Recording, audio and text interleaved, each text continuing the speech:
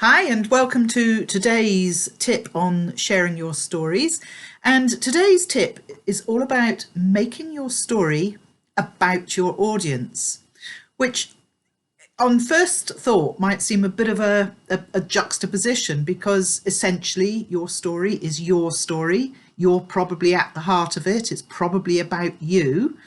But by the same token, when you are the speaker, your whole presentation needs to be about your audience, and that includes your story. Now, if you've listened to any of my other tips, I will have talked about choosing the story that's appropriate for your audience and all that kind of thing. So how then, in the moment, do you make your story about your audience and about each and every member of that audience? And there are some really simple little techniques for doing that. So first of all, I'm going to give you 2 or 3 of those techniques.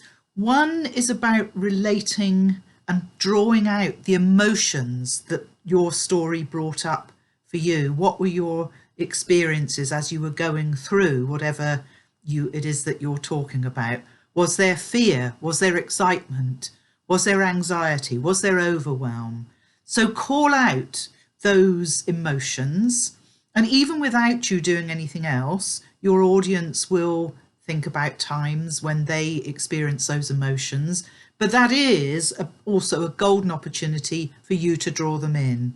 So what about you? Can you think of a time when you experienced fear?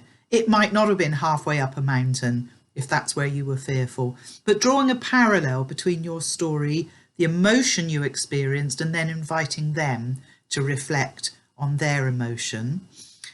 Another technique is to think about who is in the audience. What are the common features of that audience? What's brought them together as a group of people? Now, sometimes there might be something very specific. They might all be working in the same area. They might all be solicitors, for example, or people in finance. Or it might be a much broader audience. They might essentially be professional people who are part of a network.